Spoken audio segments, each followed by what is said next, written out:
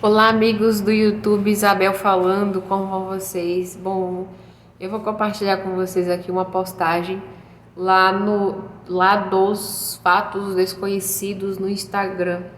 Já vou pedindo para você que puder aí deixar o seu joinha, o seu comentário. Se você é novo por aqui, se inscreve. Compartilha com pessoas que você acha que podem se interessar por esse assunto que é até um pouco polêmico, né? Que nem todo mundo acredita. Então é aqui, vamos ler, né, o que é que primeiro eles compartilharam, que foi o seguinte. Por volta das 2h45 do dia 3 de junho de 2002, faz o quê? 21 anos. 22 anos. Então, nesse dia aí, 3 de junho de 2002, durante a segunda edição do Big Brother do Brasil, a Sister Cida, vocês lembram dela? Estava tomando sol no gramado da casa quando levantou repentinamente, achando que ela tinha escutado alguém chamar. Cida, ela saiu lá do local que ela estava, atordoada, tipo assustada pela casa, perguntando se havia alguém chamando seu nome sem parar. E ela estava relatando o medo dela. Para acalmar a colega, uma outra participante, a Thaís, ela decidiu fingir. Olha que bacana, decidiu fingir para acalmar, né? Que era ela quem estava chamando. Abre aspas, ainda bem, parecia a voz da minha irmã, suspirou Cida aliviada. Então, o que a Sister não sabia é que a sua irmã Glória Maria Junqueira Moraes, de 42 anos na época, havia morrido de câncer naquele mesmo dia. À noite, a produção decidiu dar a notícia para a participante e ela pôde escolher se permaneceria no programa ou não. E ela acabou ficando no terceiro lugar, ela continuou, graças a Deus. Aí o interessante que eu queria compartilhar com vocês é esses quase 2.000 comentários em que as pessoas estão falando aí sobre a experiências paranormais, entre aspas, né, que já viveram aí com a espiritualidade, que eu acredito muito, e assim, que ainda não acredita, vendo esses relatos aqui, vão meio que ficar realmente é, surpreendidos, né? Olha só. Teve uma pessoa chamada Nilce que falou assim: a minha filha, quando tinha 2 anos, um dia olhou para o nada, deu tchau com a mãozinha, sorriu e falou: mamãe, olha a Bisa. 20 minutos depois, meu então marido, na época, chegou dizendo que a mãe dele ligou falando que a avó dele tinha falecido.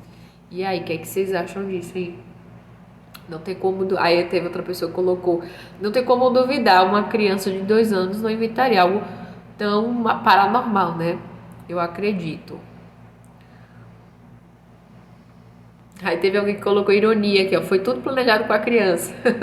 Porque criança é pura, né? Como é que ela ia inventar uma coisa dessas, né? Então é ironicamente falando, foi planejado, só que não. Tem outra pessoa chamada Danilo que colocou: acredito que o amor é uma força tão poderosa que atravessa dimensões. Em 2021, minha filha de 3 anos faleceu e no dia que eu tinha planejado de me suicidar, eu a vi, eu sonhei com ela, a vi linda e radiante, com aquele brilho no olhar. Ela veio até mim, me abraçou e aquele abraço tirou toda a dor e fez com que eu voltasse a viver, né? A querer viver. Aí também teve um rapaz chamado Bruno Firmino que colocou assim: eu não acreditava nessas coisas, né? Olha só, ele não acreditava. Olha o que ele escreveu. Até que em 29 de 12 de 2022 veio acontecer comigo. Perdi um irmão que estava internado em fase terminal do câncer, dele. E na mesma noite que ele faleceu, além de sonhar com ele, eu ouvi pegadas pela casa e senti como se ele estivesse de pé na minha frente, se despedindo e pedindo para eu cuidar da minha mãe. Pois bem, às 4h40 da manhã, quando eu levantei para ir trabalhar, peguei o celular e tinha uma mensagem da minha irmã que estava com ele no hospital e ela disse que o nosso irmão havia partido. Naquele mesmo momento, eu calculei a hora que senti a presença dele pela casa e a hora que ele partiu, que foi 00h25. Muito interessante. Aí teve várias pessoas que também comentaram, né? Teve uma moça chamada Jéssica que falou: mataram um primo meu, mais ou menos 1h30 da madrugada. No dia seguinte, quando minha mãe foi até a casa da minha avó para contar da morte dele, antes dela falar, minha avó falou: não dormi direito essa noite. Vi alguém no corredor 1h30 e não consegui dormir mais. Minha mãe ficou abismada e quando contou, minha avó falou: então foi ele que veio se despedir de mim. Teve um senhor chamado Leonardo que falou: eu acredito muito em você. No mesmo dia que minha avó faleceu, ela foi na minha casa se despedir. O que eu me lembro é de ter visto ela dentro do meu quarto fazendo sinal de silêncio com o dedo. Não consegui dormir direito por uma semana. Eu não sou uma pessoa que acredita ou que espalha muito essas coisas, eu jamais mentiria sobre isso, eu sei que ela foi lá para se despedir. Eu também, gente, quando eu era criança, a minha avó, de Janira, né, que a gente chamava avó Janda carinhosamente, eu sonhei com ela no dia, né, eu tinha 7 anos. Eu sonhei com ela no dia que ela partiu e falei para meu pai no dia, eu lembro eu falando, meu pai, eu sonhei com a minha avó, que ela tava no meu sonho, né, falando, dando tchau, falando alguma coisa como se fosse uma despedida, né. Então, tem outra aqui que eu tô tentando procurar aqui. É Daniela, que falou assim: há alguns anos atrás eu estava com minha irmã e minha prima em casa, chegou um amigo nosso. Desde o momento que ele chegou, eu via uma névoa branca no rosto dele. Não consegui enxergar o rosto dele. Então ele tava com esse amigo, ela tava com esse amigo com mais 2 pessoas.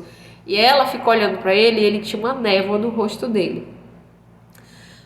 Não consegui enxergar o rosto dele direito, falei várias vezes isso pra ele, né? Que tava com a névoa, que eu não consegui, ela não conseguia enxergar o rosto dele direito. Aí a irmã dela e a prima ficavam rindo dela falando isso. E ficavam rindo, falou que eu estava precisando colocar óculos, deu um certo horário, ele foi embora. No dia seguinte, pela manhã, recebe a notícia ela que ele havia morrido em um acidente de moto. Que loucura, ela estava pré-sentindo, né, que ele estava nas últimas horas da vida dele. Está repreendido. Tem uma moça que chamava Valderes que disse: há 16 anos eu estava dormindo e acordei com a voz soprada no ouvido, né, entre aspas, dizendo: a Tatai morreu. Eu dei um salto da cama, comecei a chorar e meu marido me acalmava dizendo que tinha sido um pesadelo. Tatai era minha irmã caçula e na época eu tinha 24 anos. No dia seguinte, meu irmão foi buscar ela em sua casa para trabalhar e encontrou ela morta. O laudo médico afirmava que ela tinha tido um infarto fulminante e a hora da morte era em torno da 1 da manhã. Há várias pessoas, né, falando nesse horário, 1 da manhã, a mesma hora que alguém me avisou que ela tinha morrido. Triste e sobrenatural. E você tem algum relato? Eu vou parar por aqui esse vídeo. Se você tiver algum relato, quer deixar aqui nesse vídeo, deixa nesse vídeo também, tá? Curte aí e compartilha também com mais pessoas. Beijos de luz e paz profunda e faça orações, tá? Tchau!